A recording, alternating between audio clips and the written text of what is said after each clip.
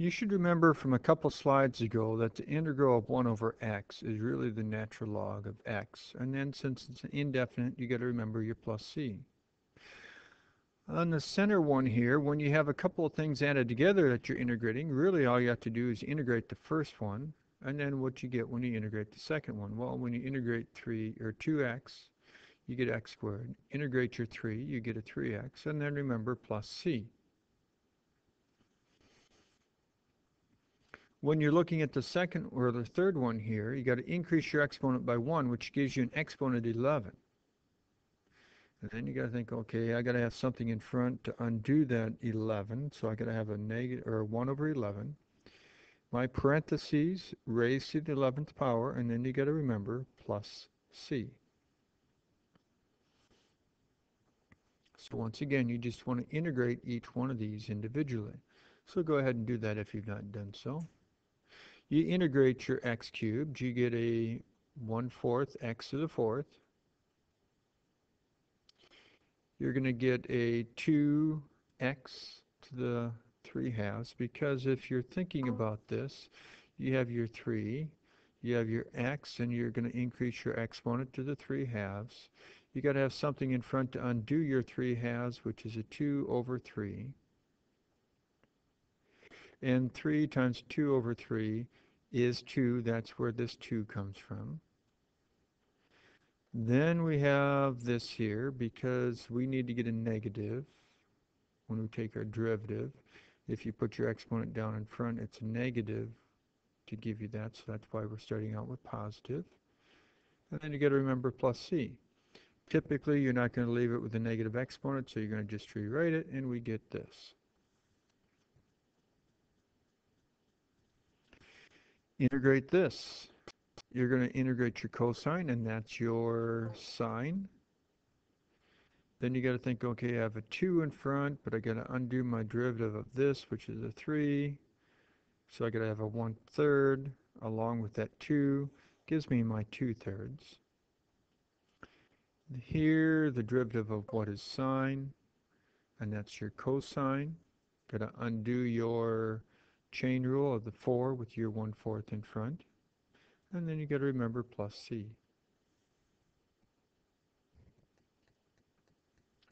Here we have an integral, but you may want to rewrite it with a negative exponent, because most people find it easier to deal with that way. So we know we got to increase your exponent by 1. So you got to add 1, gives us an exponent of negative 2. But then you got to think, you got to undo a couple of things. Well, we got to have a negative 1/2 here, because this negative 2 here, when we would put it in front to take our derivative, would give us a negative 2. You need to undo that, so that's a negative 1/2. Also, you'd have to undo the derivative of the inside, which is a negative 5. So you got to have a negative 1/5 to undo that, and then you got to have a plus c. So you take your negative 1/5, negative 1/2, and your 20, multiply them together. That's where we get a 2, still with this to the negative 2, but typically you don't want to leave it with the negative exponent, so you rewrite it.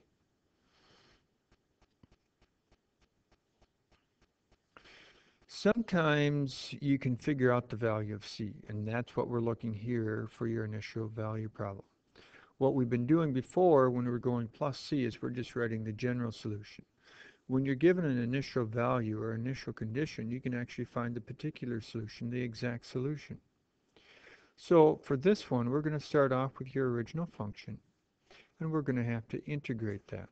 And when you integrate your original function, you get this. All we have to do then is to go ahead and take our x value and plug it in. And we can take our y value, which is 3, and plug it in. Then we should be able to go ahead and solve it for c. Once we have solved it for the value of c, which we get negative 3, all we're going to do is to rewrite the blue equation here, but instead of putting c, we're going to plug in what it is, which is a negative 3.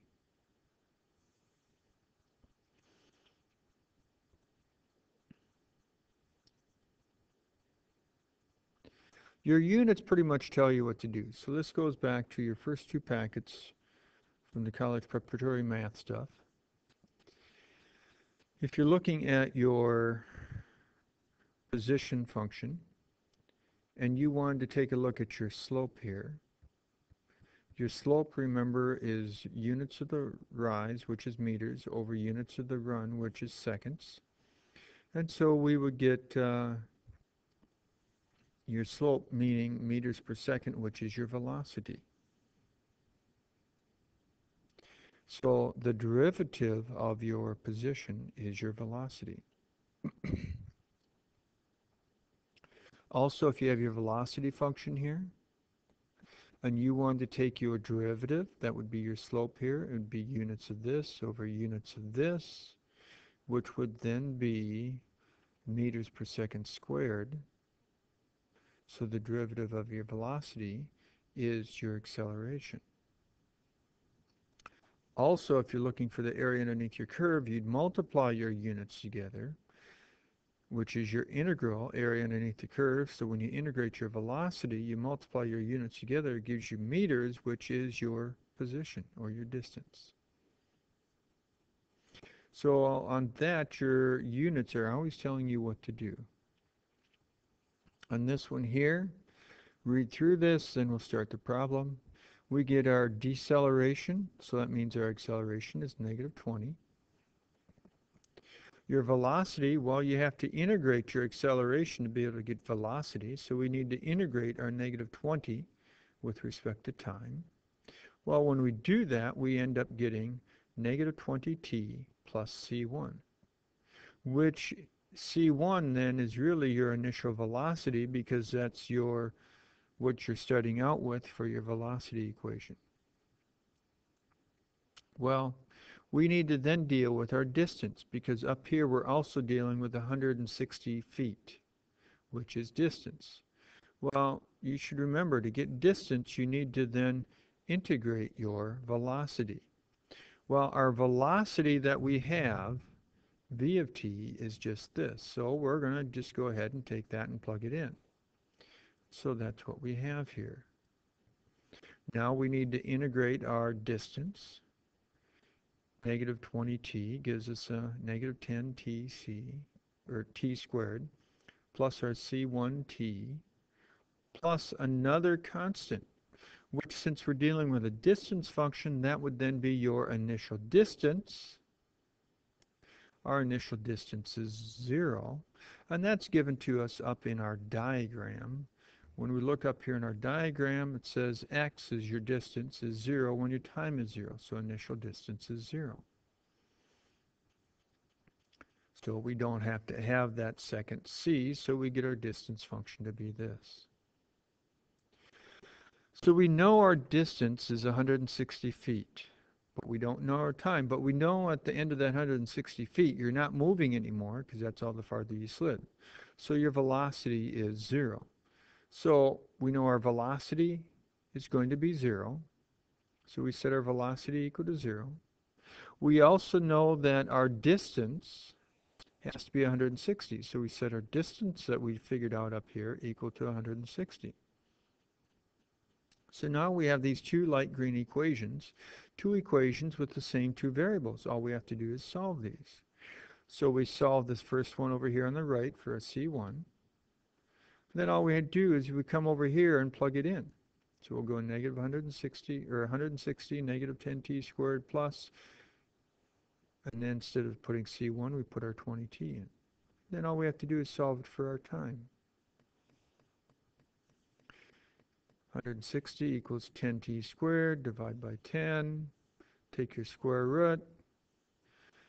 And in the context of our problem, though, since we're dealing with time, we cannot have a negative time, so we know it's only the positive 4 seconds. We're going to take that, since our problem is asking us to find the initial velocity, the initial speed, which is our c1, we're going to take our 4 seconds, plugging it in right here to get our c1, and then we end up getting our 80 feet per second.